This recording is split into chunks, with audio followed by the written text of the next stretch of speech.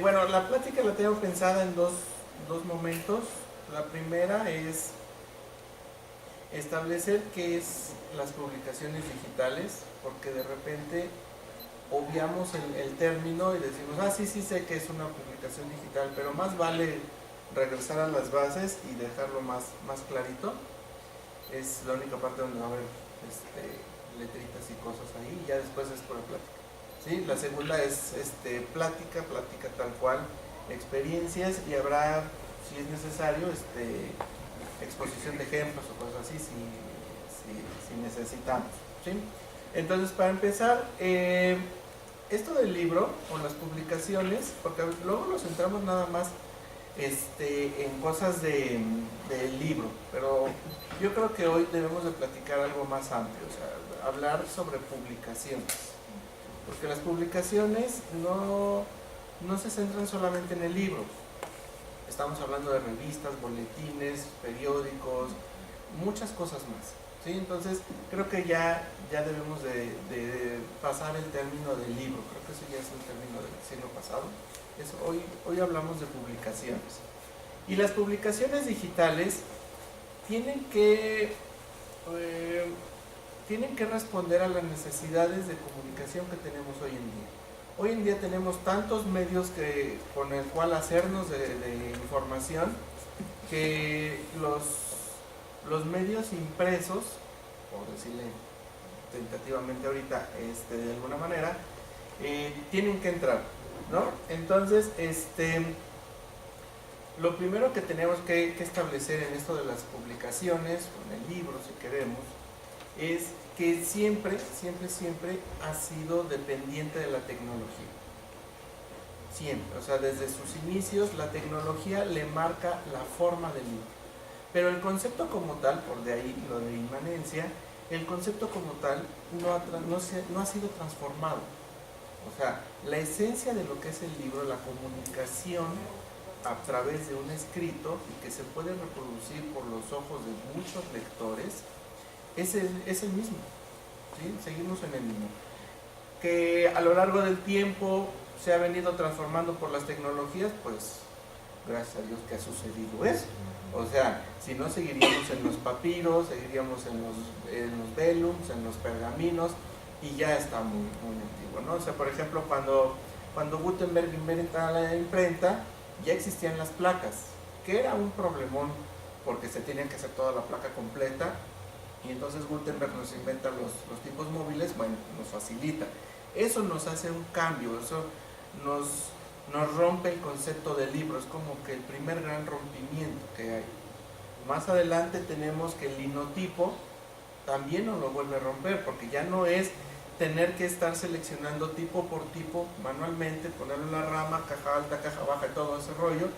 Ya no hay que hacer eso, ya se escribe a máquina, salen las tiras de plomo y hacemos la formación. Es todavía un poco más fácil, más accesible. Viene el offset. El offset tiene apenas como 110 años, 115 años, bueno, en promedio más o menos tiene el offset. Y ha sido también otra gran revolución en el libro. Ya no tenemos los libros que se tardaban muchísimo tiempo en hacerse. Ya a partir del offset ya es mucho más, es mucho más barato. ¿Sí? Porque las placas, hacer una placa de offset es mucho más barata que hacer todo el armado de tipografía. ¿Sí? Por ejemplo, recuerdo hace como 15 años o más, un impresor que fue de los que me empezaron a enseñar esto de la formación y todo eso, estaba feliz porque cambió sus linotipos. Él hacía periódicos, entonces cambió sus linotipos a offset. El cambio en consumo de luz fue enorme, o sea, de pagar más o menos 100,000 pesos al mes, él pagó 10,000, más o menos. Entonces estaba feliz, dice, no, ya nomás por puro consumo de luz ya soy feliz. Ya, quién sabe cómo voy a salir todo el rollo, pero ya soy feliz. Los problemas de fotocomposición se fueron resolviendo a lo largo de que la misma tecnología de fotografía, de las artes gráficas, se fueron modificando. Yo recuerdo cuando entré al mundo de la imprenta, todos los solventes eran lo más dañino del mundo. O sea, sí salíamos así como que un poquito elevados de estar unas 8 horas en una imprenta. Ya los últimos años que estuve en ella, todo era ecológicamente amigable, ya era muy fácil el poder lavar las máquinas, o sea, ya no había esos problemas. Siempre la tecnología entonces nos ha marcado problemas, que era beneficios. Hoy en día tenemos entonces que los medios digitales, bueno, desde antes, pero hoy para lo que es la distribución, la reproducción de las páginas, pues la tecnología todavía nos vuelve a cambiar el paradigma, ¿no? O sea, nos vuelve a hacer un giro a la tuerca otra vez. No solamente lo hizo, en realidad lo digital ha venido a dar dos grandes cambios. El primer gran cambio fue hacer el diseño en computadora. Antes los libros, bueno, pues ya saben, se hacía el parado, o sea, el escribir las galeras, las tiras de texto, y uno los tenía que estar armando y haciendo las hojitas, cortando, y entonces el cálculo tipográfico, si te equivocabas, era una cosa de llorar y todo eso, ¿no? Llegan las computadoras y entonces todo es más fácil. Ahorita vemos que no está tan fácil, pero bueno, todo es un poquito más amigable, por decirle de otra forma, ¿no? Entonces, ese es el primer gran cambio. Lo podemos ver, yo lo veo en estos ejemplos, el tamaño de las librerías antes y hoy. Antes, por ejemplo, las librerías, bueno, pues sí tenían siempre su gran oferta, pero no era tan vasta, sobre todo en temas que hoy podemos encontrar. Hoy llegamos a una librería y encontramos unos temas que decimos, bueno, y esto hace 20, 30 años, ¿cuándo hubieran publicado este libro? ¿Sí? ¿Por qué? Porque los costos se vinieron abajo. O sea, no mucho, pero se vinieron abajo. Son más accesibles. La forma de poder hacer un libro es mucho más accesible. Ya con conocimientos, por supuesto, de diseño editorial, de edición, manejo de lengua y todo eso, y aparte con una computadora que no requiere demasiada inversión, podemos hacer ya nuestra publicación. Claro, ya los problemas de sellos editoriales y todo eso, bueno, pero eso siempre, esperemos que siempre se mantenga, ¿no? Y hoy, en la siguiente época, en lo digital, es que lo podemos ver ahora hasta en el celular. ¿Sí? Podemos ver nuestras publicaciones en el celular, en una tableta, en la computadora, bueno, hasta en la televisión, porque ya ven que ahora con las televisiones inteligentes se conecta uno al internet y ellos también las puede uno leer, o sea, ya es mucho más accesible, ¿sí? Entonces, lo que ha cambiado en realidad, yo siento que lo que ha cambiado no es la forma esencial del libro.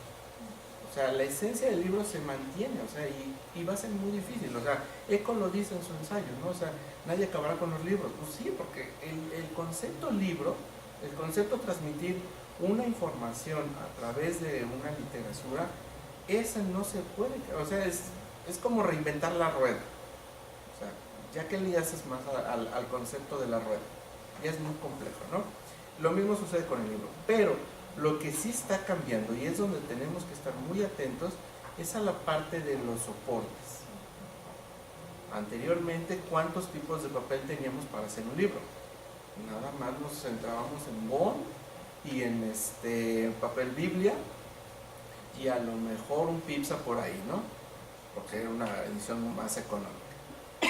Cuando podemos empezar a imprimir en cuché, ya viene otra revolución, o sea, son sustratos diferentes. Cuando podemos hacer libros pop-up, ya es meter suajes y todo este rollo, y ya es otra conceptualización del objeto libro. Pero aquí a mí me gusta decir esta diferencia.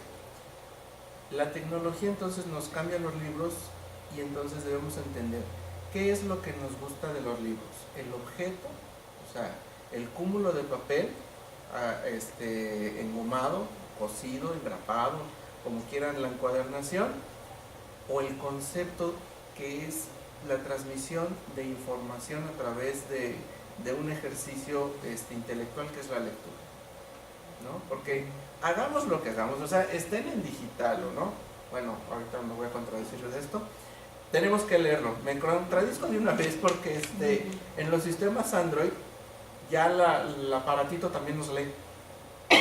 Claro que cuando uno lo pone a leer, bueno, uno se desespera, ¿no? Pero lee más rápido. Y eso que uno le pone, léelo muy rápido, no, o sea, es horrible la lectura, pero es que es un aparato leyendo, o sea, es, paréntesis abrir, y que no, es horrible eso. Entonces, para empezar vamos a ver que el libro siempre ha estado condicionado de agentes externos al ser humano. O sea, la tecnología es la que nos hace la transformación del objeto, ¿sí? Que hoy ese objeto es, pues, como dice Brea, fantasmal. O sea, ya no tenemos, o sea, yo ahorita voy a enseñar varios libros y no tengo el objeto libro, pero tengo el concepto, ¿sí? Tengo la información. Y al final de cuentas, cuando uno lee un libro, ¿con qué se queda? ¿Con las hojas, el tomo o con la información? Eso es lo bonito, ¿no? Una vez trabajando con los chicos de Hipermedia, estábamos divagando y decíamos, bueno, ojalá inventaran unas apps que solamente la descargaras, la bajaras al cerebro y tipo Matrix, ¿no? Y ya supieras hacer las cosas. Entonces, pues ya saben uno que es un poco irónico y cínico, pues que no se llaman libros, pues, si te los bajas, pues ya es lo que te queda, ¿no? Entonces ese es el rollo. Bueno, eso tiene que ver con lo mismo, o sea, las cosas tecnológicas entonces es lo que nos marca el punto de condicionamiento de percepción del libro. O sea, la tecnología siempre nos está dando eso. Hoy podemos decir entonces que tenemos en toda la historia de la humanidad la mayor parte, o sea, la mayor gama de posibilidades de reproducir un libro. No solamente en facilidad de hacerlo, sino en reproducirlo. O sea, yo lo puedo tener en papel y en muchos tipos de papeles. Yo lo puedo tener también, aparte del papel, lo puedo tener en medios digitales. Y ahorita vamos a ver cuáles son esos medios digitales. O sea, la forma, o sea, los medios digitales son, por ejemplo, la computadora, los dispositivos móviles como es eso. Pero cómo se presentan en él, eso es lo importante. José Luis Brea dice, debemos pensar hoy más que nunca en productos centrados en el lector y en sus deseos de sorpresa, los cuales deben estar contenidos en el nuevo libro. Eso es súper importante.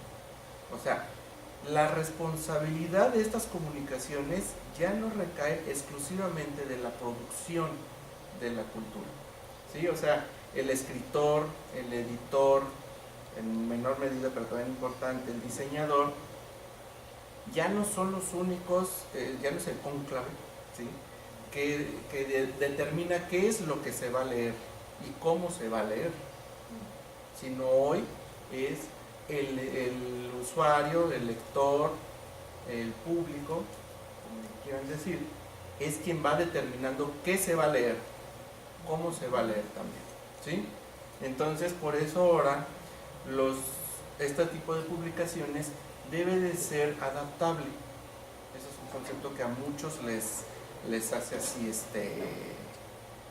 les mueve las bases, ¿no? O sea, ¿cómo que mi libro va a ser adaptable? ¿Cómo que mi diseño lo va a modificar un lector? Pues sí, porque tú lo que estás diseñando es comunicación, no solamente la puesta de letritas en un formato estático. Entonces, esa es una parte bien divertida. Entonces, lo que tenemos que estar viendo es cuál es el papel, no solamente de los productores, sino también de los lectores. Entonces, a mí luego me invitan a dar cursos de creación de libros electrónicos, de los famosos EPUBs, y la primera pregunta es, ¿nada más quieres EPUBs o quieres folios? Entonces empiezan los discos, ¿no? ¿De qué estás hablando? Bueno, pues de entrada, o sea, una publicación digital puede ser líquida o puede ser estática. Y ahí es donde vienen los grandes problemas. Si no entendemos esas diferencias, nos limitamos en nuestra acción de comunicación, ¿sí? Por eso es que en esta primera parte quiero ahondar en esto de los formatos. Los formatos sí nos vienen a complicar, pero yo hago una analogía. Cuando más o menos por ahí de los 90s,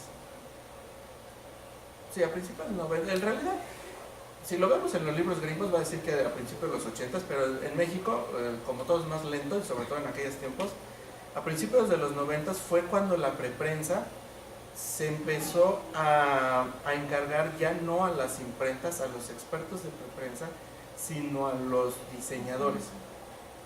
Y hoy en día seguimos pagando el pato, ¿no? O sea, ¿cuántos diseñadores saben preprensa?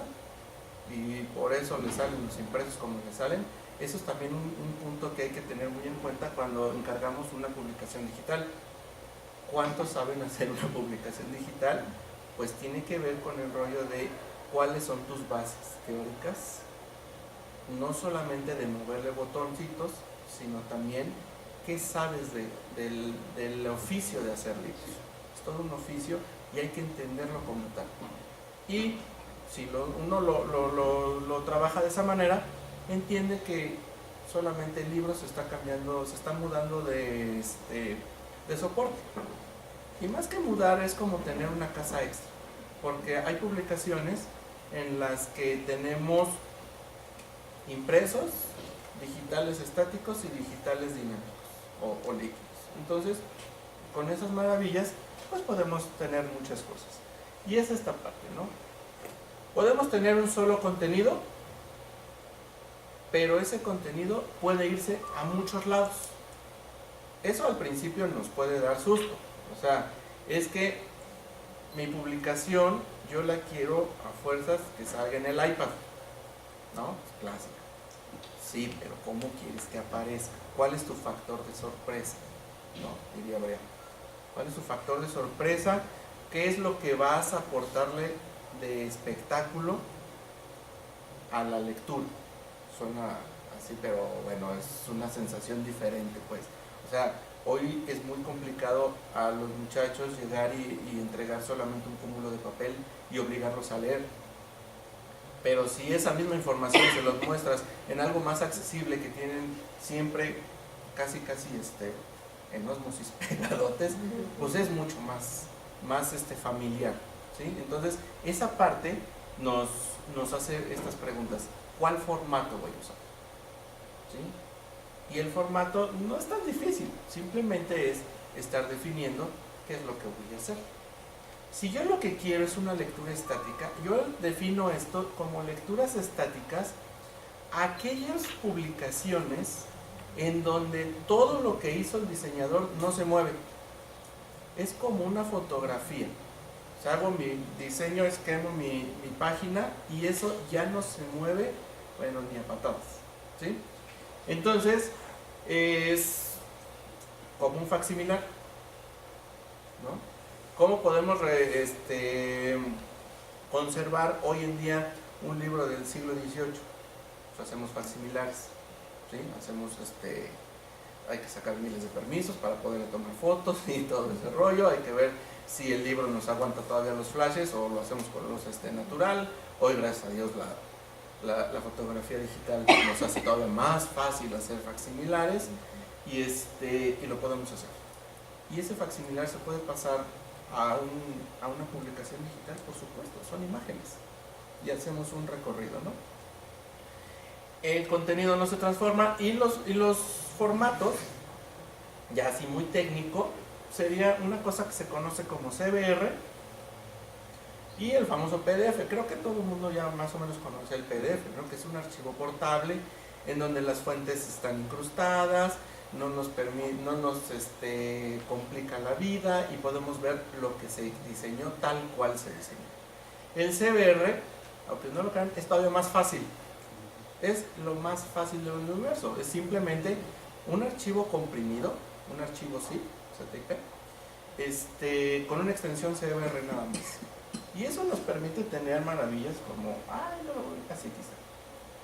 Como por ejemplo, bueno, cuando uno es un poco ñoño, que le gustan los cómics, este cómics es de más o menos de 1980, ¿sí?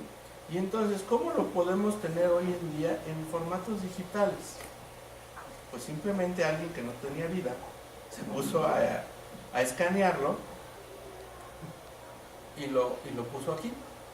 Es simplemente agarrar JPGs de 1, 2, 3, 4, 5, eso sí es lo único que se necesita, se comprime, se le cambia la extensión, en vez de que tenga ZIP al final, se pone CBR y eso es todo. Siguiente paso, lo más difícil que hay que hacer entender en las lecturas, se necesitan lectores.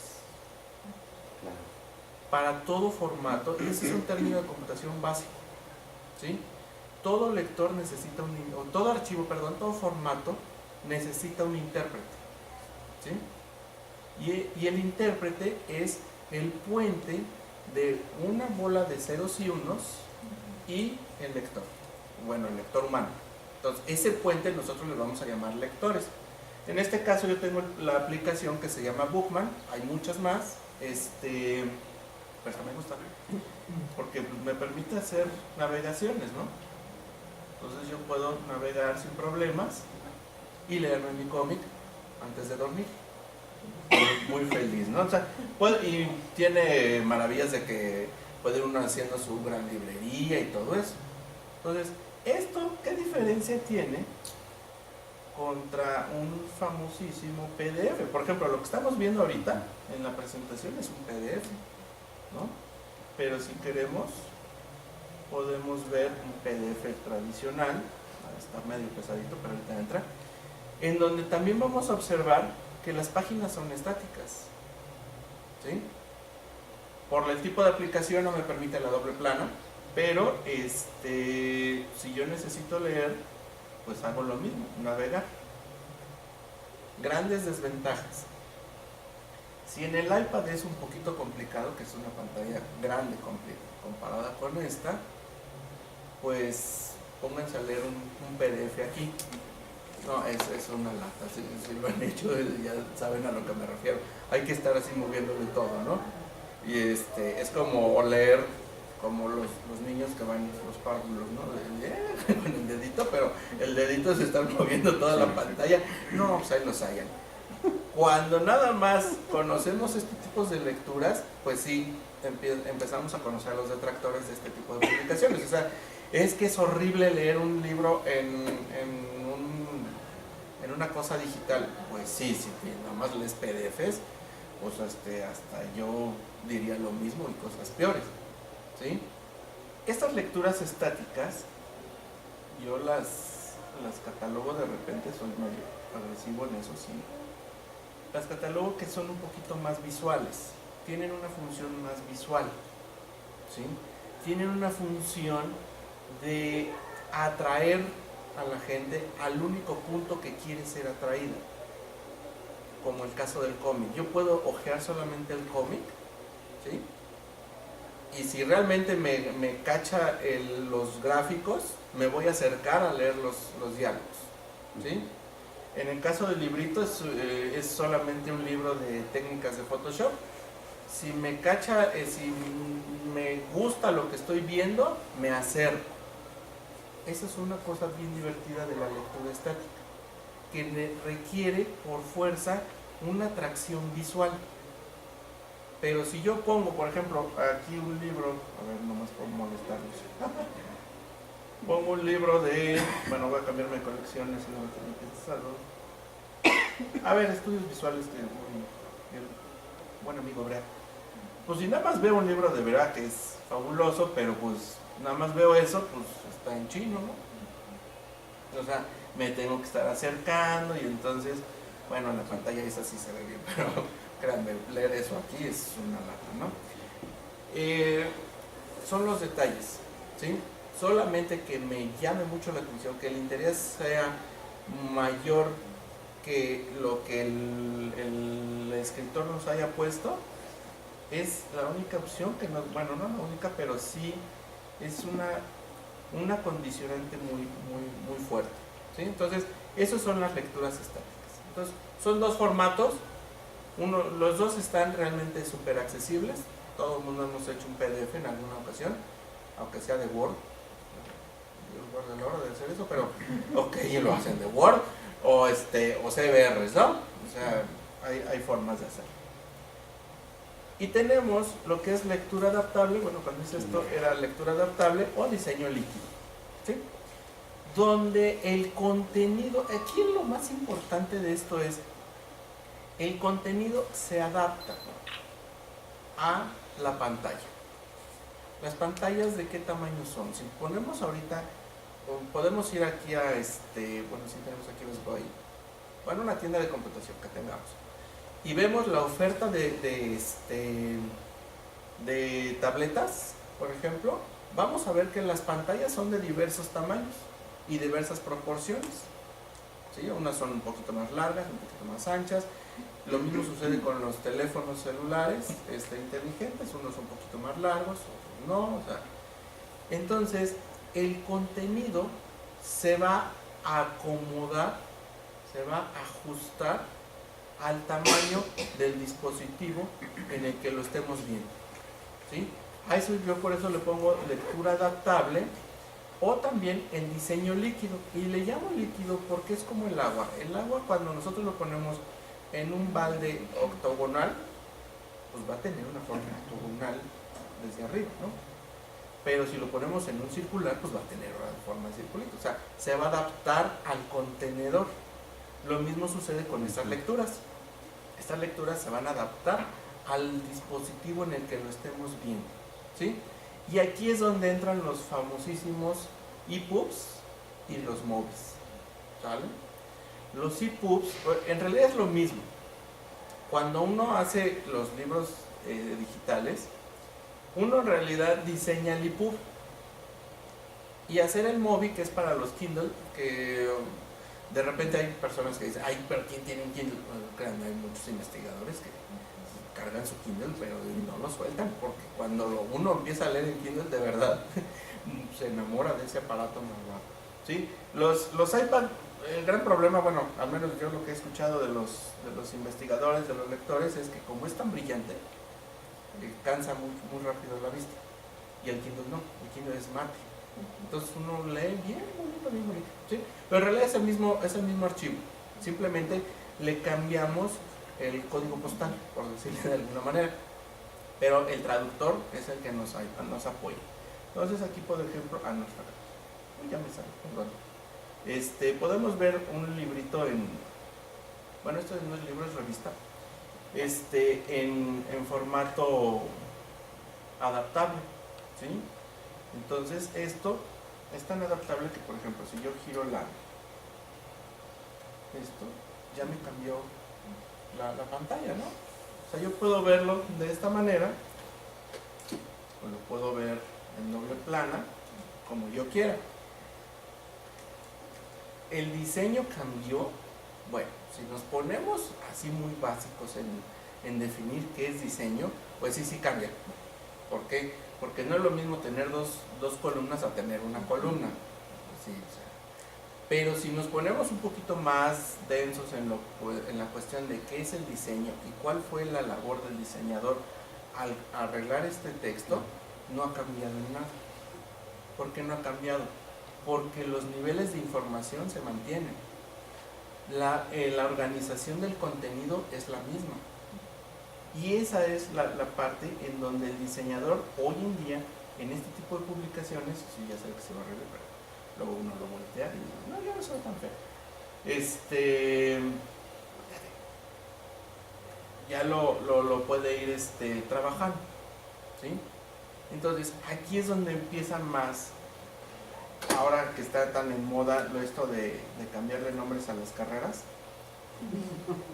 ¿verdad? Todas las universidades estamos en la misma, de diseño de la información o comunicación visual y todo eso, es ¿qué voy a hacer? O sea, simplemente agarrar y poner letras en un formato estático como pudiera ser una impresión y que ya se quedó, o diseñar niveles de información, diseñar contenidos y a través del diseño de contenidos permitir que el lector aporte su granito de arena a la manera que él gustaría de leer. Tengo una amiga que su mamá tiene como 90 años y desde hace bastante tiempo Los libros que lee, porque es una lectura masiva, los lee a través del aparato. ¿Por qué? Porque la tipografía que ya nos presentan los libros, que nos proponen los libros, ya le es demasiado pequeña y ya no lo puede leer. Esa es la primera. La segunda, hay libros, sobre todo las novelas, son muy pesados. Y entonces ya también las fuerzas pues, ya no alcanzan para estar agarrando un libro de unas 400, 500 páginas. Luego pues, alguien loco, imagínate, escuché un libro de arte, pues no, ya no tienes las fuerzas. En estos aparatos, bueno, créanme que es fabuloso porque si alguien no alcanza a leer, pues tiene la posibilidad de hacer letrotas, ¿no? O sea, sí se nota. ¿Sí? Ya lo dejé un poquito grande, ¿no? Pero para dejar claro el ejemplo, ¿no? Entonces, esas son las partes en donde la lectura se adapta no solamente al dispositivo. Por ejemplo, también podemos cambiar tipos de letras. A ver, esta se va a ver más. ¿Sí? No solamente es el dispositivo el que determina cómo vamos a ver el contenido. Es lo que decía Brea. El usuario es también el que gobierna cómo vamos a ver el contenido. Pero es en un nivel superficial, que es aquí donde yo encuentro que los debates de repente son demasiado banales, porque es que se me pierde el diseño. Pues, espérate, pues, ¿cómo diseñaste el contenido? O sea, si tú diseñaste el contenido de una manera que sí se pierda la sensación de que tienes un nivel 1, nivel 2, nivel 3, pues algo hiciste muy mal en tu trabajo, ¿sí? Esto nos viene a complicar, aunque todo el mundo digamos, ay, qué maravillosos son, nos viene a complicar la forma de hacer los trabajos, ¿no? Pero ahorita platicamos de eso, ¿sí? Para no revolverme en estos rollos. Entonces, esto es la lectura adaptable, ¿sí? Entonces, tenemos lecturas estáticas y tenemos lecturas adaptables. Aquí es donde decimos, y entonces, ¿tú cuál quieres hacer? Pero hay una tercera, la lectura interactiva. Porque aquí nada más el usuario adapta de que si le pone la letrita grandota, chiquita, mediana por un lado. El lector del iPad realmente es muy limitado. Solamente me permite 3 colores para papel. Suena bastante raro, ¿no? Que un libro nada más te permite 3 colores. O sea, si viene en cultural y ya. No, pues esto ya permite, ¿no? Pero en los Android tenemos que los lectores nos permiten cambiar a cosas realmente a veces hasta escandalosas, de poner fondos magenta con letras blancas o amarillas. Bueno, aquí alguien odia al que va a leer, pero bueno, ponga, pero así le gustó. Bueno, pero hasta ahí llega, ¿no? Pero la lectura interactiva, la lectura interactiva es aquella en donde el contenido ahora sí que nos permite más interacción, vaya la definición, con el contenido, ¿sí? O sea, el contenido está hecho de tal manera de que no quiere un usuario, no quiere un lector pasivo, necesita por fuerza un lector activo. Puede ser de cosas tan sencillas como pícale y sale la película, a cosas más interesantes como desplaza los contenidos, puedes tener hasta mapas de localización. O sea, hay muchas formas, muchas formas, ¿no? En cuanto a lo que es la lectura, los formatos, técnicamente hablando, los formatos se conocen como livebooks y el punto folio.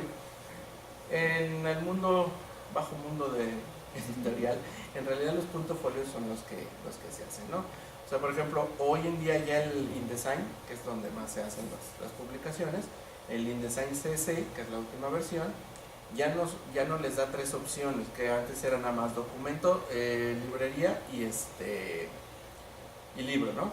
Ahora, aparte de esas 3, nos da la 4ª opción, que es folio. Ya puedes hacer un folio. ¿Y qué es un folio?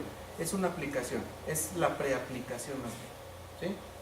Que ahí empiezan los problemas, las distribuciones, ¿no?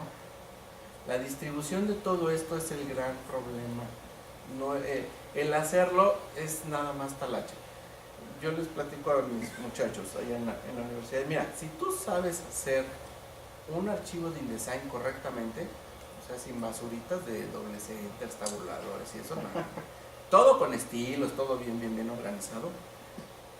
Pasarlo a estos lenguajes es muy sencillo, requiere un conocimiento extra, pero es relativamente sencillo.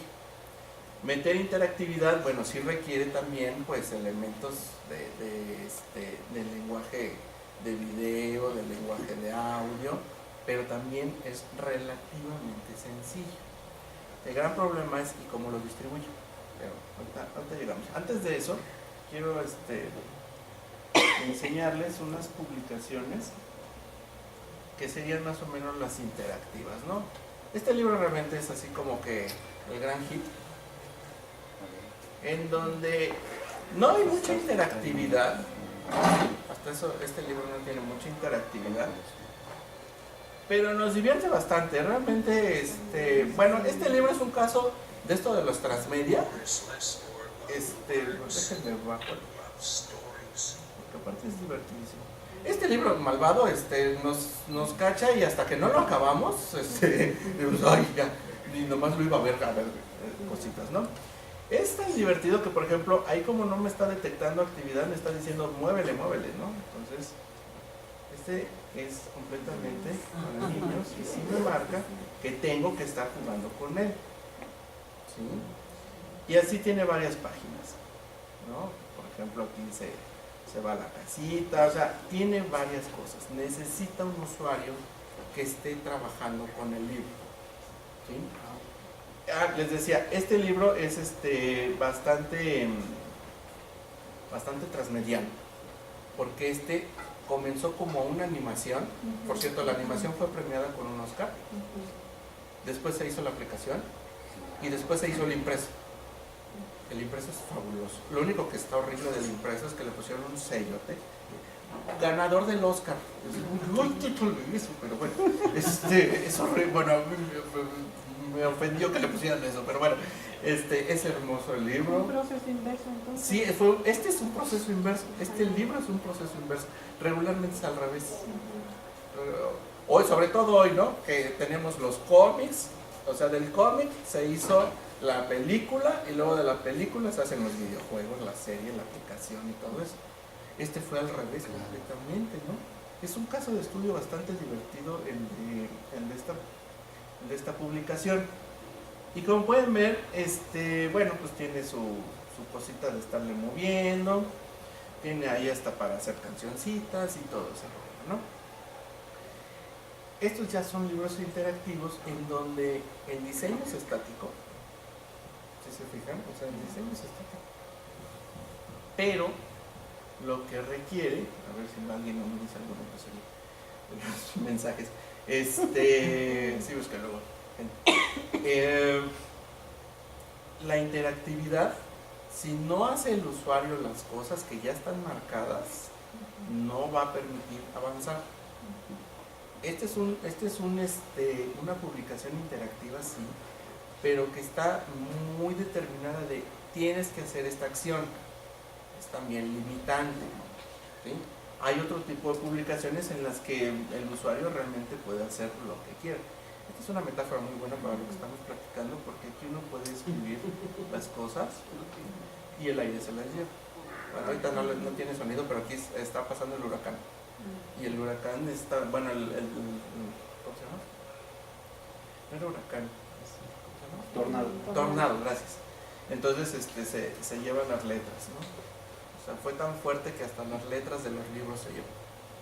No, ya sí lo dejamos porque si no, aquí nos podemos pasar. Es fabuloso este libro, ¿no? Les voy a poner un boceto que hice para Cinépolis, donde es una aplicación de lo más normal. Esto fue un boceto para un proyecto, a ver si se hace. Y esta revista se hace en impreso. Es el proceso normal, como decías, José. Es el proceso normal, donde tienen una revista y entonces me encargan que esta revista se haga para aplicación, ¿sí? Ay, está al revés, pero bueno. Entonces yo puedo irme al tema, ¿sí? Nomás le piqué ahí a los muñequitos y ya, pero yo me puedo ir al tema que yo quiero. De repente tenemos detalles en donde los libros siempre los hemos visto del mismo tamaño, a menos que tuvieran páginas extendibles, ¿no? Bueno, en este tipo de aplicaciones, déjame encontrar, tenemos en donde las páginas son hacia abajo.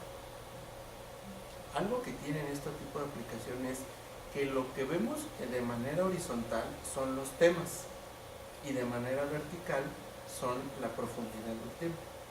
Eso nos da una metáfora divertida, ¿no? O sea, si quieres profundidad del tema, pues tienes que irte hacia abajo, que es lo que acabamos de hacer aquí, ¿no? O sea, irme al comienzo y poner hacia abajo para leer las cosas. Eso ya es una interactividad de lectura más sencilla. Les platicaba de estos donde el contenido puede ser también movible, o sea, hay muchos ejemplos, ¿sí? En realidad esta aplicación no la vamos a ver completamente, pero esta aplicación tiene, pues, es como el menú de todas las interacciones que podemos tener en una aplicación para que se animaran estos chicos. Podemos tener videos, ¿sí? Ahorita, pues, como Cinepolis no había problemas de videos, había muchos videos para escoger, ¿no? Y entonces son cositas que podemos ir trabajando, ¿sí? Algo que tienen también estos de la lectura interactiva es, aparte de divertirnos en cómo se hizo, esto se está usando en muchas revistas, sobre todo Vogue, nos dice cómo es que se hizo la foto, ¿sí?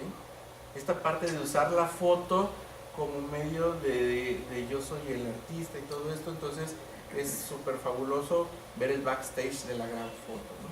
Entonces en Vogue, por ejemplo, en las portadas, uno abre la aplicación y luego sale cómo se hizo la foto y termina, ¿no? Entonces, esa es una. Y la otra, que no necesariamente el contenido es el mismo, ¿sí? O sea, dependiendo de cómo mueva la página, puedo tener, son dummies, puedo tener diversos contenidos. Y eso es un diseño estático. Sí, se nota, no es un diseño estático. O sea, el diseñador dijo, yo quiero que quede así, pero se necesita cierta interactividad. De ahí es donde empezamos a tener preguntas, ¿no? O sea, siempre preguntas.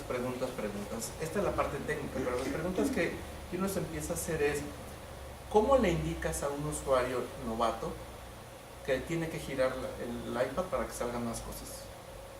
¿Cómo le indicas que le tiene que picar aquí para que salga el muñequito brincando? O sea, llegas al momento en que tienes que desarrollar una iconografía que no te ensucie la página y que sea muy clara. En otras aplicaciones lo que hacen es un manual, un concepto divertidísimo, ¿no? O sea, te voy a hacer un manual para que leas mi libro. Sí, de verdad, o sea, vamos a... Por aquí lo tengo para que no vean que les miento. Este libro es muy bueno. Y entonces este libro, ya está empezado. Es un ensayo fotográfico muy bueno. Tiene su manual. ¿Sí? Entonces es cuando llegamos a un término que a mí me gusta decir mucho, es tenemos que reaprender a leer. Los medios digitales nos obligan a algo súper importante. Todos los que estamos involucrados, que aquí sí somos todos, nadie nos escapamos, tenemos que reaprender a leer. Leer en papel ya lo trabajamos, ya sabemos cómo se lee en papel, ya sabemos qué hacer con un lápiz sin papel, o sea, todo eso ya lo sabemos, ya lo dominamos, digo, ya, esa tradición tiene muchos años. Esto va empezando. Hoy necesitamos manuales todavía para poder leer lo que yo quise poner, ¿sí? Eso al lector, pero a los escritores, al editor, al diseñador, ¿qué broncas les acarrea? Muchísimas, ¿no? No, o sea, es agarrar y decir, es que por ejemplo, ¿cómo le voy a decir que si tiene su iPad de manera vertical va a haber fotografías y si las tiene de manera horizontal, en este caso, va a tener las historias escritas de las personas? Este libro es muy bonito porque trata de mujeres solas en Colombia, ¿sí? ¿Cómo se llama otra vez? ¿Llanto o llano de mujeres? Silencios. Ah, silencios. Silencios. Un llano. Un llano de mujeres. Pero eso solamente se puede leer. Ese es otro rollo, ¿no? Exclusividades que tiene que ver con distribución. Esto solamente lo bajas para iPad. O sea, si tú tienes un Android, no lo puedes bajar. ¿Por qué? Porque no existe esta versión en Android. Y aquí sí ya nos podemos meter en el rollo. ¿Cuál es el problema? El que diseñó, programó todo esto, no sabe hacerlo para Android. Por supuesto que sabe. O sea, cuando se hace una aplicación, ya es muy fácil hacer la salida para iOS o para Android. Eso ya es una cosa técnica y no es nada difícil, es como un tipo exportar, ¿sí? ¿Cuál es el problema entonces? El problema es la distribución y los costos de distribución. Cuando tú compras la suscripción de InDesign, el único lugar a donde puedes mandar tus cosas es a iOS, al iPad, ¿sí? Eso lo haces gratis, o sea, es parte de tu suscripción. Pero si tú lo quieres mandar a Android, necesitas otro tipo de suscripción. Lo ponemos en pesos. Cuando tú quieres hacerlo solamente para iPad, te cuesta 600 pesos al mes.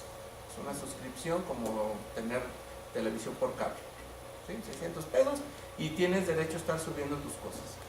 Con la limitante de que lo único que vas a subir es único, o sea, no puede ser seriado. O sea, las revistas no se pueden.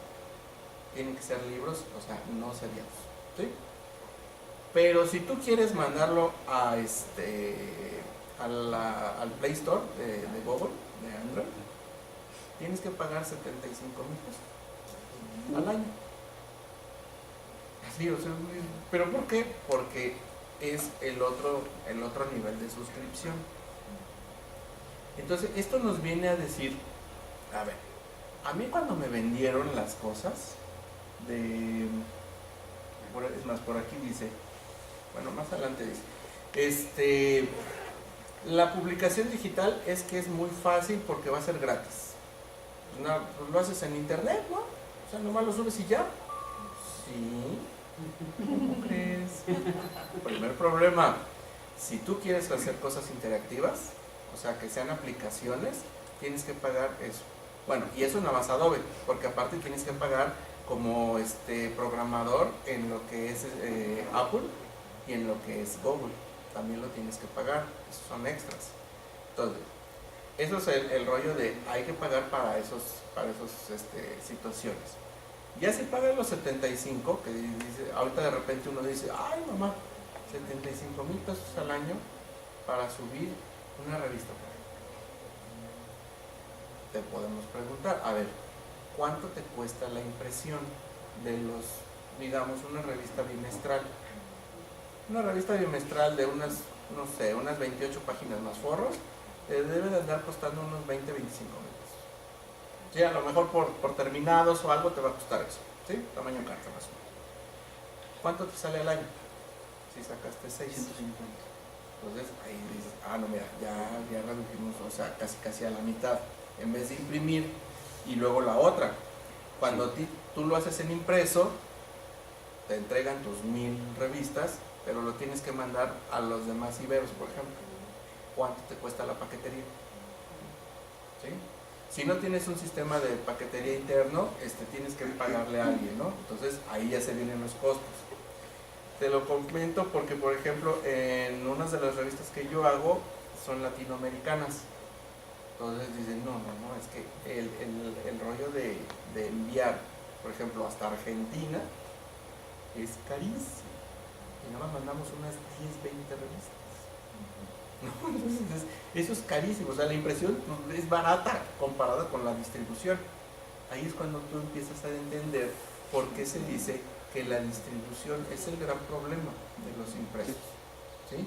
Entonces, ese es el punto número 1. Punto número 2, si estás en una institución y pagas eso, tienes derecho a poner no solamente una publicación, no solamente una revista, puedes tener 3 o 4 revistas. Y ahí es donde vienen las grandes ventajas que debemos estar bien atentos de lo digital.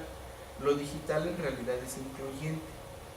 Lo digital nos hace que personas que anteriormente iban a estar excluidas de producir publicaciones, hoy pueden estar incluidas, aunque sean tan caras. Por ejemplo, te vuelvo a decir, o sea, en la universidad puede haber 1 o 2 revistas por costos, ¿no? Es que mi presupuesto anual son 300,000 pesos que se van íntegros en pura imprenta. No estoy pagando autores, no estoy pagando diseñadores, o sea, pura imprenta. Si tú te vas a 75 al año, ya lo redujiste a 1/4 parte. Y dices, y no puedo hacer solamente 2, ¿qué crees? Puedes hacer todas las que tú quieras. Ahí es cuando dices, cada carrera puede tener su revista, cada maestría puede tener su publicación, a lo mejor por el tipo de contenidos y eso, la haces anual, la haces semestral, ya bien, ¿no? Es el mismo costo. Ahí sí ya es el mismo costo. Entonces, dices, sí, ya me salió más barato. El problema es cuando uno piensa con su bolsillo. Ahorita casi todos reaccionaron con su bolsillo de 75, sí, cuando lo vas a pagar tú. O sea,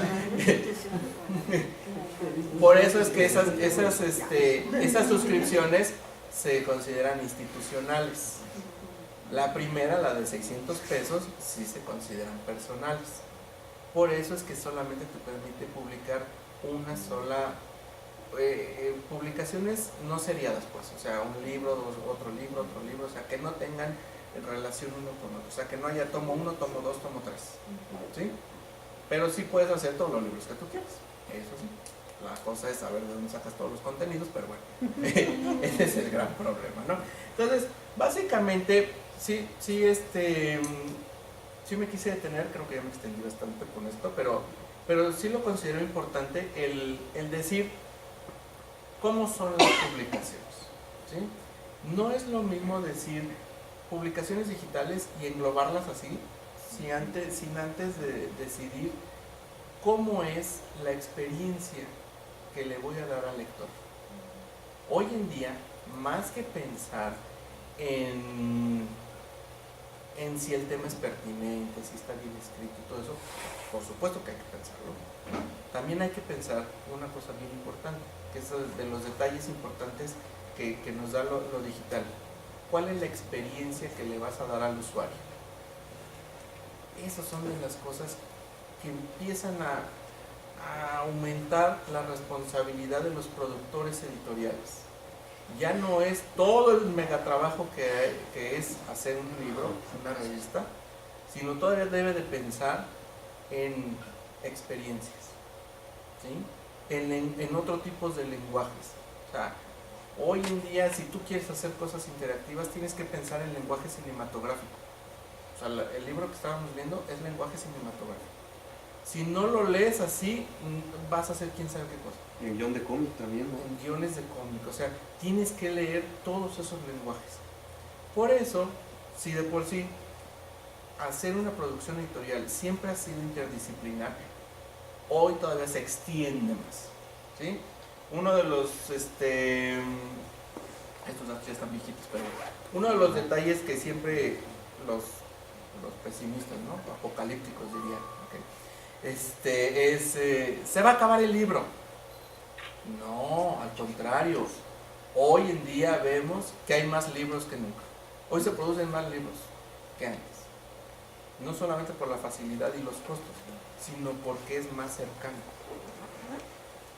Eso también nos lleva a un gran problema. El gran problema es la simulación de profesionalización, ¿sí? Porque luego cualquier persona te lo venden de esta manera. Cualquier persona puede ser productor, sí, pero ¿cuál es la calidad del contenido? Y ahí podemos meter en unas broncotas, ¿no? ¿Quién es el calificador de calidades y todo eso? ¿No?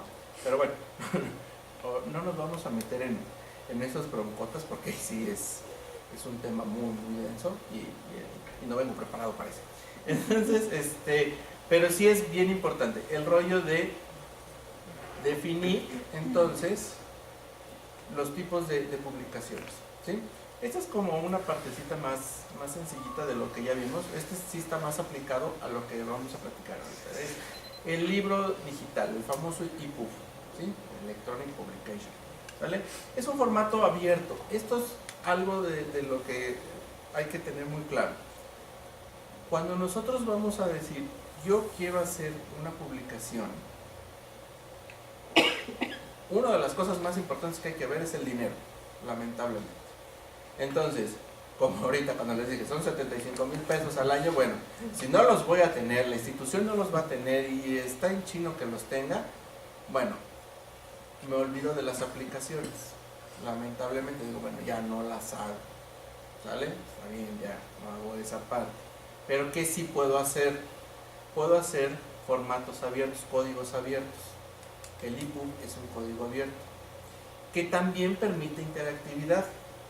Ahorita no sé por qué borré mis libros dummies de interactividad, pero bueno, me permite tener video, me permite tener audio, ¿sí? Es así como lo único que puede tener, ¿no? O sea, tampoco crean que es así, ¡oh, la listota como las aplicaciones! No, tampoco no es tan maravilloso, pero sí se puede. La otra es que también, esa es muy tramposa, la verdad esa es muy tramposa, la de Apple, que son los iBooks. Eso es como hacer un PowerPoint, ¿sí? Sí, el programita es bastante limitado en realidad, pero se puede hacer, es gratis y uno lo puede subir al App Store. Lo único que hay que pagar es la cuota anual de developer, son 1,000 pesos. Y ahí lo puedes subir y ahí vienen un poquito más de interactividades. Entonces, también no está tan grave, o sea, sí se puede, hay cosas. Entonces, el formato abierto es el que más se está usando, sobre todo en cuestiones académicas. Es el más fácil, pero ahí viene otra gran candado. ¿Sí? Les digo que esto de la distribución es lo divertidísimo. Tú subes al internet tu EPUB y que todo el mundo lo descargue. Entonces después no te quejes que lo pirateen. Aquí es cuando uno entra en, a ver, lo voy a subir con qué intención. O sea, definir muy bien esa intención. La intención es para distribución libre, como muchas revistas. Ayer también publicaron, así como fue lo de Amazon, que viene el gran Amazon a decirnos, ya les voy a poder vender sus libros. Al mismo tiempo, una nota que casi no salió mucho, pero salió ayer también, fue la UNAM diciendo, un montón de revistas científicas están también de libre acceso. O sea, nadie paga, ahí están las revistas, son repositorios. O sea, ni siquiera tengo que estar en el índice, en el Scopus o cosas así. No, o sea, ahí están, el que quiera. Entonces, ¿qué es lo que quieres? ¿Cómo lo quieres distribuir? ¿Para qué lo quieres poner? ¿Sí? Si tu intención es vender el libro, como pues, es la gran mayoría de los productores editoriales, pues hay que comer, pues necesitas un candadito, ¿sí? Y ese candadito se llama DRM, el Digital Rights Management, ¿no?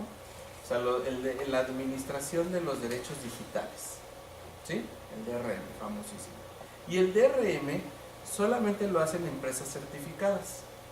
Traducción, tenemos que pagar una suscripción a esas empresas para que cada que vendamos un librito, nos les pongan nuestro candadito y no se pueda piratear, ¿sí? O sea, yo en mi iPad puedo agarrar y decir, quiero el libro de Scolari, por ejemplo. Por cierto, cuando compré el de Scolari venía con DRM. Digo venía porque quién sabe, ya no quiero. Venía. Que ese es uno de los grandes problemas, pero seamos sinceros, o sea, uno siempre van a encontrar, el gran problema de los libros digitales es la piratería. a ver, perdón, pero pues de qué viven muchos centros de copiado, ¿no? Pero eso también nos lleva a otra pensar. Si lo pensamos de otra manera, es que el libro ya no lo encuentro. O sea, yo quiero comprar el libro del Grupo Mu, por ejemplo. De verdad ese no lo he encontrado. ¿Sabes dónde lo ven? Entonces, ¿cómo le haces? Si no es reproduciéndolo de esa manera ilegal, ¿no? Ahorita tenemos con Héctor un vicio de comprar un libro de los Beatles y Lacan, ¿no? Bueno, se me está complicando traerlo de Argentina como no tiene idea. Entonces, si lo tuvieran en línea, no, ya lo tuviéramos aquí.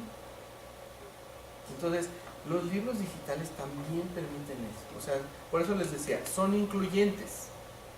El detalle es, pues, tener muy claro que como todo producto intelectual, pues va a sufrir de repente cosas pues, no santas. Pero bueno, es parte del show, ¿no? Entonces, bueno, estas son las ventajas y las desventajas, ¿sí? De lo que estábamos platicando. Entonces, eso es como que la parte de, bueno, y un poquito mezclado, de lo que son los libros digitales. Entonces, siempre cuando nosotros hacemos una publicación digital, debemos tener muy claro, punto número 1, ¿qué vamos a hacer con ella?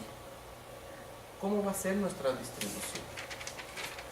Hoy en día, uno de los graves problemas que están enfrentando varias instituciones gubernamentales es gubernamentales de universidades, o sea, universidades públicas, más bien, perdón, me expliqué mal. ¿Y cómo distribuyo esos libros? ¿No? Porque pues las cosas de leyes te dicen, no los puedes estar distribuyendo gratis, es dinero del pueblo, ¿no? Entonces, pero pues, ¿cómo acceso a esa información? Pues lo tienes que comprar. Muy bien, yo te pago los 100 pesos, porque también son un poquito más baratos los libros digitales. Te pago los 50, 100 pesos que cuesta. Bien, pero ¿dónde los vendes? No, pues es que no lo tengo. Pues entonces, ¿cómo le hago? Sí. Te lo compro pues impreso, ok, cuesta 50 pesos, pero el envío cuesta 300. ¿O quién está haciendo el negocio? Ese es otro problema, ¿no? Entonces, sí hay que tener mucho cuidado y pensar en todas las aristas que tiene estos fenómenos editoriales. No es nada más la parte técnica, no es nada más agarrar y decir, para hacer un libro digital debes de tener un montón de detalles así, técnicos. No, también hay que pensar cuál es la labor de la distribución. Y ahorita en varios proyectos he estado, donde sí el problema siempre lo noto, o sea, el cuello de botella es la distribución. Y seamos sinceros, en el mundo editorial impreso es la misma cosa. La distribución y la promoción es el gran talón de Aquiles. Si tú no haces una promoción correcta, si no tienes una promoción correcta, esa publicación no se va a distribuir y no va a ser conocida. ¿Cuántas publicaciones, por ejemplo, de los colegios, el Colegio Sonora, el Colegio de San Luis, son interesantísimas, pero no son conocidas? ¿Por qué? Porque la distribución es solamente local o solamente entre centros de investigación muy especializados. Pero al gran público, ¿cómo llegas? ¿Cómo le vas a llegar? Todavía no se comprueba, estamos todavía en pañales, todavía en esto de las publicaciones digitales, pero se supone, que tiene la gran teoría, de que al ponerlo en un gran escaparate, que es el internet, o sea, tiendas en línea, tiendas virtuales, se va a distribuir mejor, ¿sí? El punto importantísimo en México, lo de ayer, que es Amazon llegando aquí, yo creo que sí va a potenciar mucho esta distribución. Sí, va a agarrar y decir, pues ya tengo un escaparate todavía más grande. Lo va a hacer a través de Gandhi, que también ya tiene rato vendiendo sus libros. Por cierto, ahí fue donde compré el de Escolari, que está muy bueno. Y otro, el de Socialholics, también está muy bueno. Y se va a ver mayor oferta, ¿no? Entonces, por ejemplo, yo que vivo en Morelia, pues no tengo un Gandhi aquí en la esquina.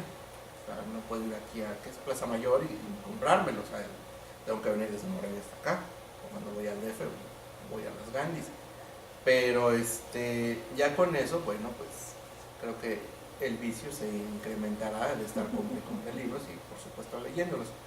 Otro de los detalles divertidísimos, no sé cómo les ha sido sus experiencias, pero muchas personas siempre es una de las grandes quejas es que es muy pesado leer en los dispositivos. La primera vez sí es pesadito, ¿eh? Si no, tampoco se las va a pintar de, ay, no, es maravilloso. No, sí, pero cuando nos hacemos a la idea de que hay que leerle, uno se abstrae de que es un aparato, o sea, se le quita a uno la idea después del primer libro, ya uno se le quita la idea de, es que es un aparato, o sea, no es un libro, ¿sí? Entonces, sí hay que perderle miedo, y eso también nos lleva al otro rollo de una gran ventaja, podemos traer toda la biblioteca, ¿no? Porque tampoco, bueno, dependiendo del EPUB, son los pesos. Me acuerdo hace tiempo, había un decálogo de cómo hacer un EPUB en una institución, y decía, no debe de pesar más de 6 megas, creo que era, yo 16 megas. Y yo acababa de hacer un libro de arte en EPUB, y pesaba 80. Y dices, ¿cómo le voy a hacer? Simplemente el puro PDF pesaba 300 megas. Entonces eso, comprimirlo a 80, pues ya era un gran logro.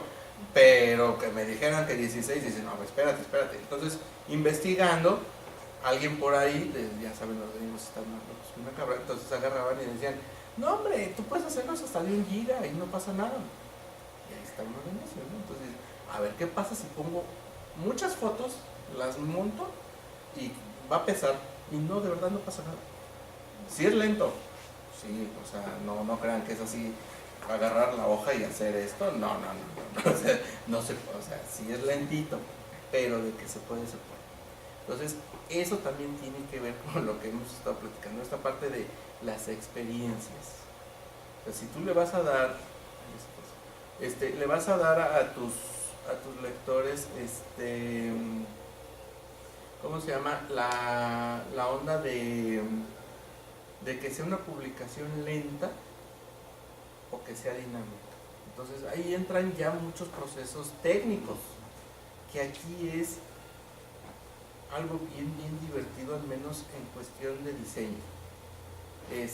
El diseñador editorial hoy en día no solamente debe de saber diseño editorial, no solamente debe de ser un excelente lector, y no solamente debe de ser muy crítico. Se supone que esos 3 puntos son básicos para ser diseñador editorial. No solamente debe ser eso, también debe de saber programación, también debe de ser experto en manejo de imágenes, o sea, de preprensa, ¿sí? Y ya, como no tiene nada que hacer, pues que sepa de lenguajes cinematográficos y de cómics. ¿Okay? Entonces eso haciendo el chiste, dices, no, pues están queriendo que el diseñador se convierta en un hombre del Renacimiento, ¿no? Que sepa de todo. Pero eso en la realidad nos lleva a soluciones más sencillas. ¿Cuál sería una solución más sencilla? Equipos de trabajo especializados. Yo soy especialista en hacer cortos para libros. Ya lo hiciste. O sea, no. Se están abriendo campos nuevos. Así como cuando empezó el internet, que todo el mundo dice, ay, el demonio ahí, que no sé. ¿Cuántos trabajos, cuántos tipos de trabajos hay hoy en una empresa de internet? Los programadores, los de adaptabilidad, usabilidad y no sé cuántas cosas más. Tienen muchos campos laborales. En el libro también debe de existir eso, ¿sí? Los especialistas en la programación de estilos de cascada. Aquí sí es importantísimo, ¿no? O sea, me voy a poner muy técnico. O sea, Un buen libro es porque tiene una programación bien hecha. No solamente es la aplicación desde maqueta, sino también tiene que ver con cómo entendimos la maqueta en estilos ya de programación. Cuando juntamos esas dos cosas, quedan unos libros bien bonitos, ¿sí? Si alguien no lo sabe, bueno, pues le pide a alguien que se integre al equipo y empiezas a integrar. Es lo mismo, o sea, te dan a ver, yo autor nada más me publico, porque esa es una de las grandes maravillas, ¿no? Que ponen de las grandes mentiras. A mí me encantan esas mentiras. No, ya tú solito, Google, Amazon la pone, ¿no? Ya tú puedes poner tu libro, publica con nosotros. Sí, ellos hacen toda la parte de distribución y créanme que sí es una ventajotota, porque la distribución es un dolor de cabeza impresionante. Y sí, está padre. Pero a ver, yo autor lo mando directo, ¿qué va a hacer Amazon? Amazon me va a poner un editor, un corrector y todo eso que debe de tener una publicación bien hecha, lo dudo mucho. Sin embargo, bueno, lo de Amazon sí es cierto, pero ahorita están proliferando muchas editoriales en línea, ¿no? Que no te pagan, que tú no les pagas, que no es coedición ni autoedición. Pero yo, experiencia personal, he publicado en 2 editoriales electrónicas y hay un corrector de estilo, hay un diseñador que ni me van a pagar regalías ni les voy a pagar a ellos. Te toca, si acaso, de banners, ¿no? Por ahí del 2020 van a tocarme 1,000 pesos, ¿no? Pero de momento, como que es una sinergia muy bonita, ¿no? Se hace por amor al arte, yo te pago, no te pago, no me pagas, pero se distribuye el ebook y te vas a conocer, ¿no? Y otro aspecto interesante es cómo autores de bestsellers se han metido a eso, ¿no? Como Stephen King fue el primero con Riding the Violet y publicó Mile 81, que es lo que tú comentabas, ¿no? Que se me hace medio maquiavélico. Él publica Mile 81, pero exclusivamente para Kindle. Dices, oh, qué ingenioso es, ¿no? Pero dices, híjoles, y luego después de eso, Murakami, Bauman, X autores de ficción o de ensayo de filosofía, dicen, yo nomás para EPUB, yo nomás para PDF, yo nomás para Mac. Entonces, ¿cómo le vas a hacer? Es sí, diabólico eso, ¿no? Se llama poder de negociación. Sí. Dependiendo de las editoriales. Hay un TED, búscalo, ahorita no recuerdo, pero hay un TED de un editor colombiano. No, argentino sí creo que es, que precisamente se quejaba de que las editoriales no pagaban bien las regalías. Entonces él lo que hizo fue una revista en línea en donde muy transparentemente venía el contador de descargas, pagadas. Y entonces tú como autor podías estar revisando eso y estar revisando tu estado de cuenta. Sí. Porque decía, es que no se vale de que yo ya me aventé mis horas de trabajo haciendo todo un escrito, que alguien me lo va a diseñar, que alguien me lo va a corregir. Sí, es su trabajo y que te lo debe de cobrar también, por supuesto. Pero no se vale que el que tuvo la idea y la ejecutó, pues no se lleve nada.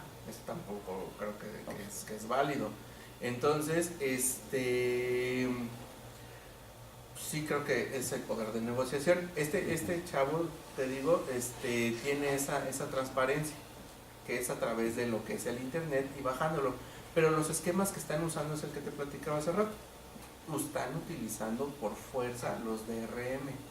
Son importantísimos. Claro. Que en el mundo hacker dices, ay, en 2 minutos te lo quito. Sí, te lo van a quitar. Pero ¿cuántos saben quitar un DRM? ¿De cuánto les no interesa? No está tan fácil. Y otra, a quienes les interesa.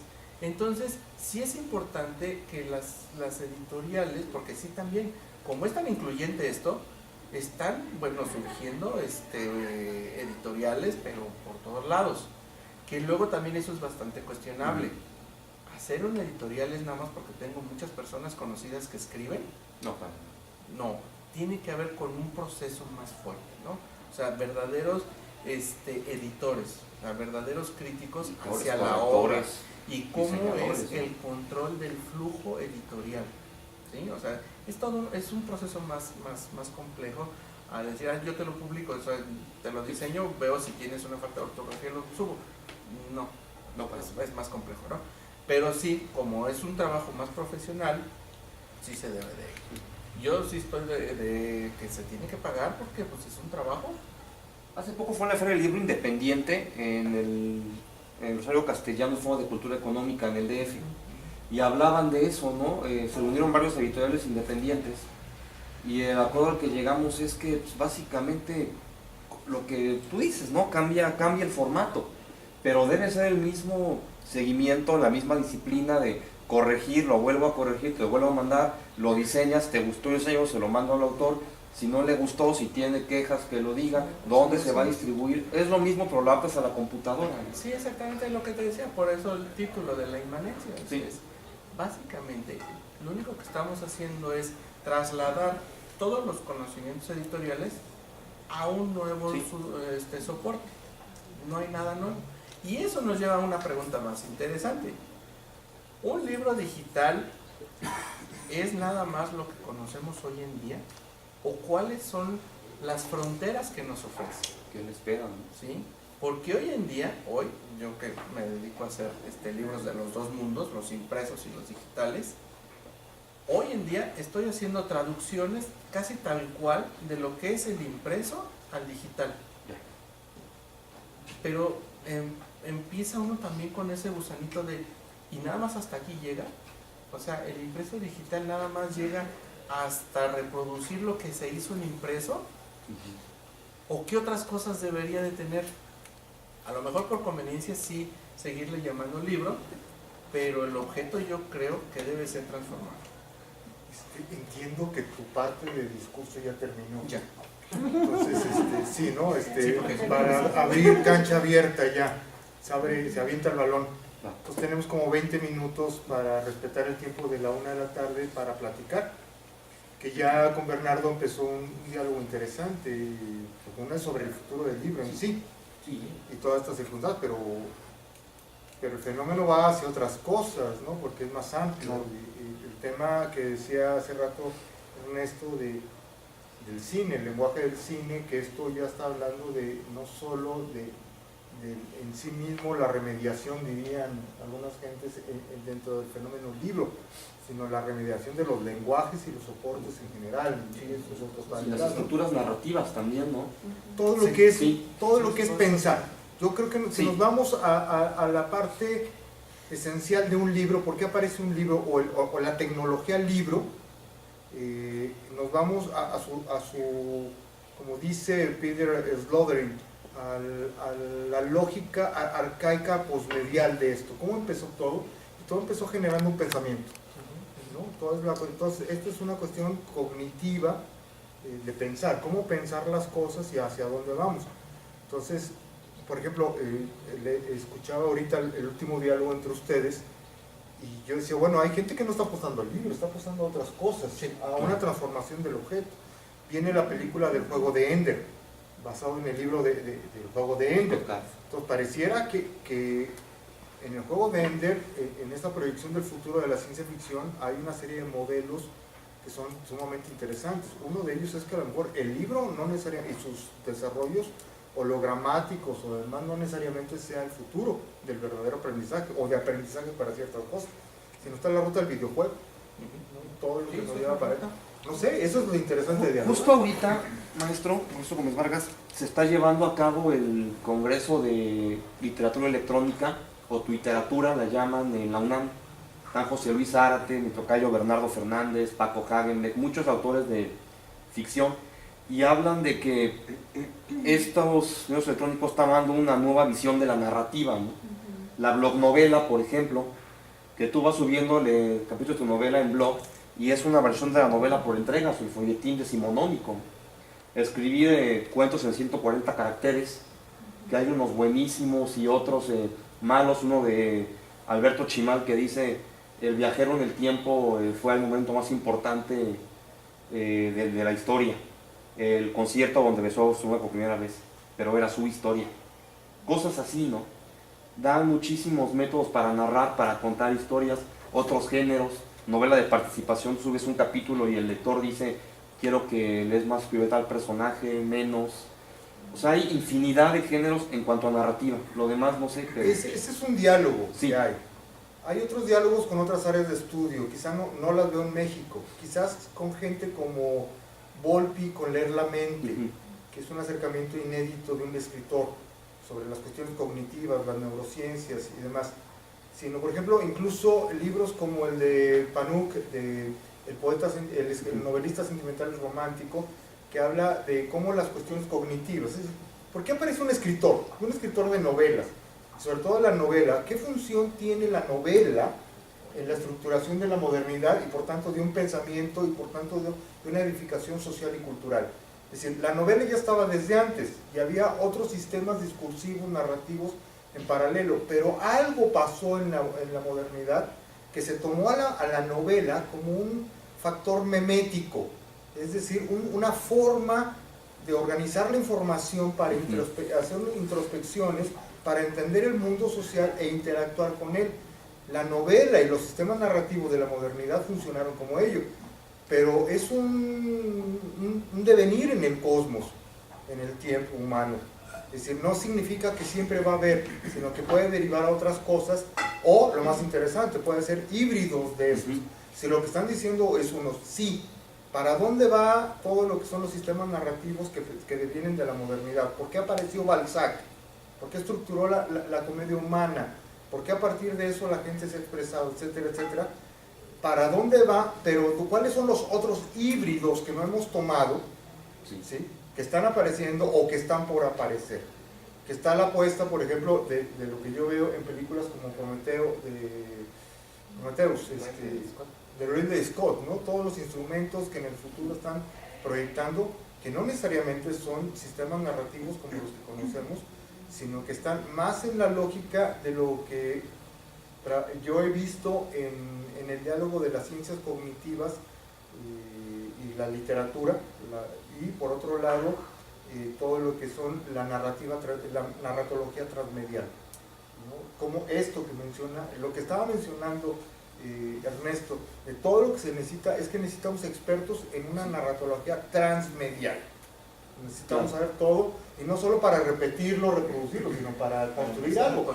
Porque lo importante viene desde la primera diapositiva de Ernesto. Es decir, esto es un proceso de transformación. Es decir, todo lo que se diga y todo lo que se haga es un mientras tanto, que quizás dentro de 10, 15 años nos vamos a dar una cuenta de qué sucede. Otro caso también, no forzosamente ebook, pero sí de narrativa novedosa, es que en Japón hay un género que no me acuerdo ahorita cómo se llama, escribir cuentos o novelas, pero mandarlas a los mensajes de texto. Uno de los que participó fue un discípulo de Koji Suzuki, el autor del Aro. Entonces cuentan historias de fantasmas o de terror, pero tú pagas $1 o yenes o no sé cuánto sea para seguir conociendo la historia, ¿no? Y claro, en Japón, que es normal esta adicción por la tecnología, pues estos autores se forran de varo, o mínimo sí tienen para comprarse el café y los cigarros, ¿no? En ese tema, es genial. Se me hace más retador lo que están haciendo en Japón de cómo hacer películas porno para celulares en 30 segundos.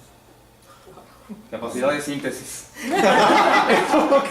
¿Cómo excitas a alguien? Lo seduces, le haces que quiera más, cuando el código porno es de tener una visualidad, una historia, sin historia, un videoclip de 15-20 minutos para que termines todo electrificado o lo que sea. En 30 segundos como decir, vaya, o sea, viene otro mundo.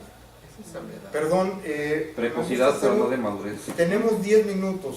¿Algo más que quieran preguntar, dialogar? Quiero hacer una pregunta más pragmática, más mundana, no de estas cuestiones cognitivas. No, muy puntual la pregunta, Ernesto. Esto que dices de DRM, que son los derechos de autor en estos soportes, exactamente cómo entenderlos. ¿Hay una normatividad, un reglamento especial, o aquí también entra todo lo de Indautor, del Instituto Nacional de Derecho de Autor? No, es independiente. Tú tienes, mira, para una publicación, así como vas a Indautor a sacar tus ISBNs para tus impresos, tienes que sacar también para tus digitales.